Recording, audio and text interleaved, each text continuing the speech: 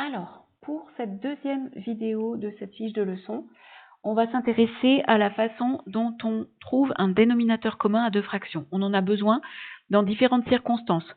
On en a besoin, par exemple, si on veut comparer deux fractions ou plusieurs fractions, on a besoin qu'elles soient au même dénominateur. Ça, on l'a vu avec l'exercice qu'on a fait ensemble.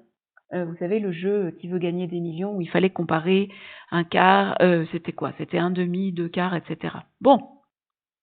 Et puis, on en a besoin aussi pour faire des opérations sur les fractions, qui sont les additions et les soustractions. On a besoin de mettre des fractions au même dénominateur. Trouver un dénominateur commun à deux fractions. Transformer l'écriture des fractions pour qu'elles aient le même dénominateur.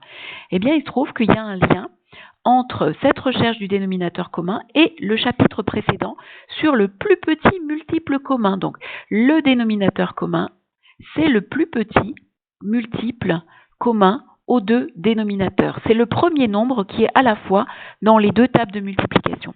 Du coup, deux méthodes pour trouver ce dénominateur commun. Soit j'écris la liste des multiples. J'écris la liste des multiples des deux dénominateurs et puis je verrai bien quand je vais trouver le premier qui est dans les deux listes. Ou bien je travaille de manière un peu plus évoluée, on va dire, avec la décomposition en produit de facteurs premiers. Alors, dans mes exemples, j'explicite les deux méthodes. Premier exemple, une fraction sur 15 et l'autre sur 12. On ne sait pas encore ce qu'on veut en faire, puis ça n'a pas tellement d'importance. L'idée, c'est de trouver un dénominateur commun. Donc, je vais écrire ma liste des multiples. Mais comme j'ai horreur de faire du travail pour rien, je vais essayer de réfléchir en même temps. Les multiples de 12. Donc, 12, 12 fois 1, 12 fois 2, 24, 12 fois 3, 36. Bon, je ne vais pas aller trop loin parce que je vais mener en même temps ma liste des multiples de 15 de façon à ne pas aller trop loin dans la liste des multiples. Donc, je vais regarder 15 fois 1, 15, 15 fois 2, 30, 15 fois 3, 45. Ah, tiens, j'ai dépassé 36, donc il faut que je continue l'autre liste. Donc, du coup, 12 fois 2, fois 3, fois 4, 12 fois 4, 48. Ah, j'ai dépassé, donc je vais continuer l'autre liste. 15 fois 15, alors 15 de plus, ça va faire 60. Ah, j'ai dépassé 48, donc je vais continuer ici. Ah tiens, ça fait 60 aussi, 12 de plus. Donc en fait, mon dénominateur commun, c'est mon PPCM, ce sera 60. Le dénominateur commun, c'est 60. Donc quand je vais changer mes deux fractions, je vais les mettre sur 60. Et par combien je vais multiplier le numérateur et le dénominateur? En fait, il va suffire de savoir compter. 60, c'est 12 fois 1, fois 2, fois 3, fois 4, fois 5. Donc 60, c'est 12 fois 5. Je vais multiplier ma fraction sur 12 au numérateur par 5, au dénominateur par 5. Et puis, quand je vais regarder 15, fois 1, fois 2, fois 3, fois 4, 60, c'est 15 fois 4. Donc, ma fraction sur 15, je vais la transformer en multipliant le numérateur et le dénominateur par 4. Voilà. Alors, la méthode un peu mieux, c'est celle avec la décomposition en produit de facteurs premiers qui fait référence au chapitre précédent. Alors, je vais décomposer 15. 15, c'est 3 fois 5 en produit de facteurs premiers. Je vais décomposer 18. 18, c'est 2 fois 3. 2 fois 3, 6 fois 3, 18. Voilà les deux décompositions. Si je cherche le PPCM, en fait, il faut que je prenne tous les nombres qui sont là, mais le moins possible. Je m'explique. Pour que le multiple commun contienne 18, je vais être obligé de prendre 2 fois 3 fois 3. Par contre, pour qu'il contienne aussi 15, je ne suis pas obligée de prendre le 3 parce que je peux utiliser celui-là. Donc, je suis simplement dans l'obligation d'écrire fois 5. Ça veut dire qu'en fait, le 3 qui est là, il sert à la fois pour faire 15 et pour faire 18.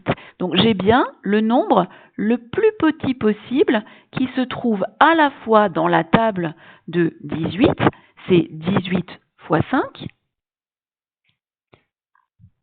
Et il est aussi ce nombre dans la table de 15, c'est 15 que multiplie, ce qui reste, 2 fois 3, 6. D'accord? Donc, au fait, on va peut-être le calculer pour savoir combien ça fait. Si je calcule donc mon dénominateur commun, je vois qu'il est égal à 90. Du coup, quand j'aurai un travail à faire avec une fraction sur 15 et une sur 18, le dénominateur commun que je vais prendre, ça sera 90.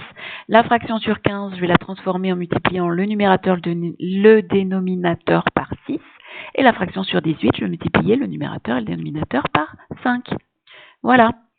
Alors, on a des cas particuliers.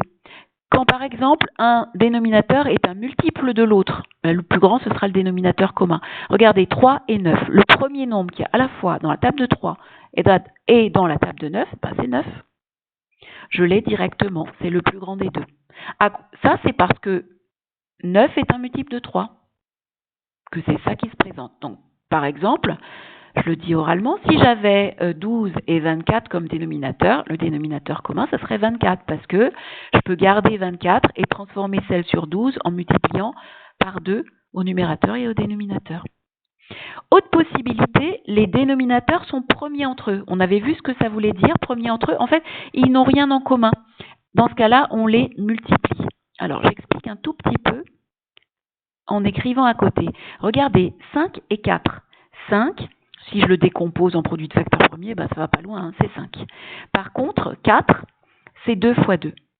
Et en fait, quand je vais vouloir écrire le PPCM de ces deux nombres, le plus petit multiple commun qui va se trouver être le dénominateur commun, je vais être obligé de prendre 5, mais je vais aussi être obligé de prendre 2 fois 2.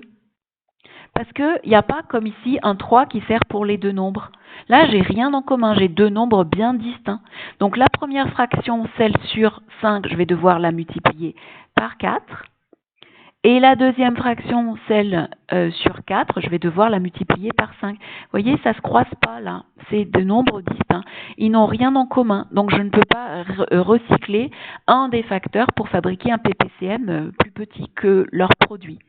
Donc ici, le dénominateur commun, ce sera 20. Voilà.